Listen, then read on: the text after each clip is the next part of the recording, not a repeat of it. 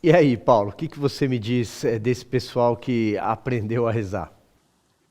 Esquerdista só reza em duas ocasiões: turbulência de avião e véspera de eleição. São as duas ocasiões. Se você achar que o avião vai cair, eles rezam, ou então a eleição.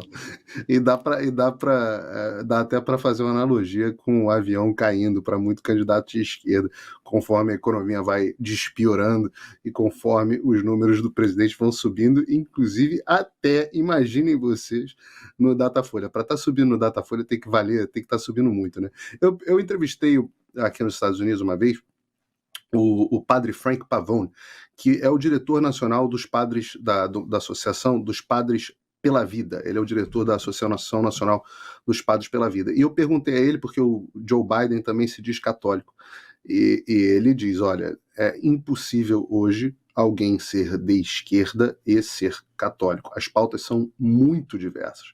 A questão do aborto, onde a posição da igreja é clara e a posição do Lula não é tão clara porque ele voltou atrás do que ele disse em vídeo, não é verdade? Mas tem várias outras questões. A forma como a esquerda lida com a questão das drogas, a forma como a esquerda vê a família, que para a igreja é família tradicional, a questão muito mais grave do que todas essas, na minha opinião, bom, aborto talvez seja mais grave do que essa, mas você tem uma tão grave quanto, que é a questão da sexualização dos jovens, inclusive com promoção de troca de sexo, mutilação e troca de sexo de jovens, de crianças em alguns casos.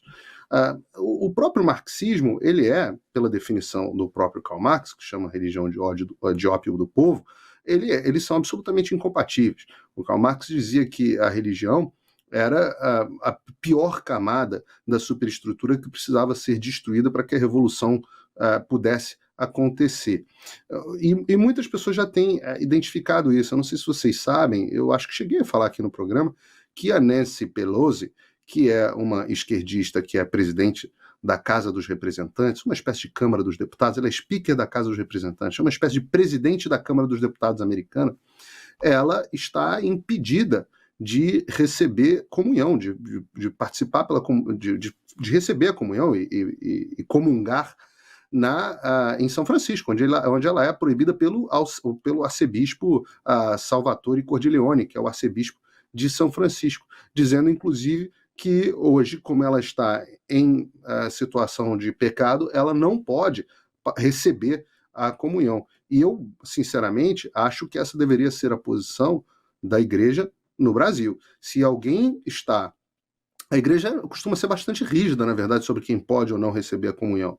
E pessoas que promovem ideias tão abjetas como a que eu mencionei aqui, jamais poderiam, pela doutrina católica, receber a comunhão. Jamais, jamais poderiam. E pela visão evangélica também. Não poderiam comungar. As escrituras são claras, dizendo que se você está em pecado e você participa da comunhão, pelo contrário, você está fazendo um grande mal.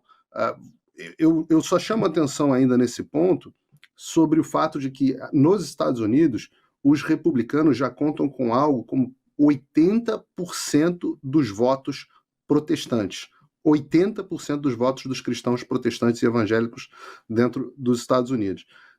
Se o Brasil seguir a mesma proporção hoje, né, com o crescimento cada vez maior das igrejas evangélicas, alguns números apontando que eles já são metade do país. Se o Brasil seguir a mesma proporção e votar no presidente Bolsonaro ou contra a esquerda na mesma proporção que os Estados Unidos, é impossível praticamente que o Lula consiga ser eleito.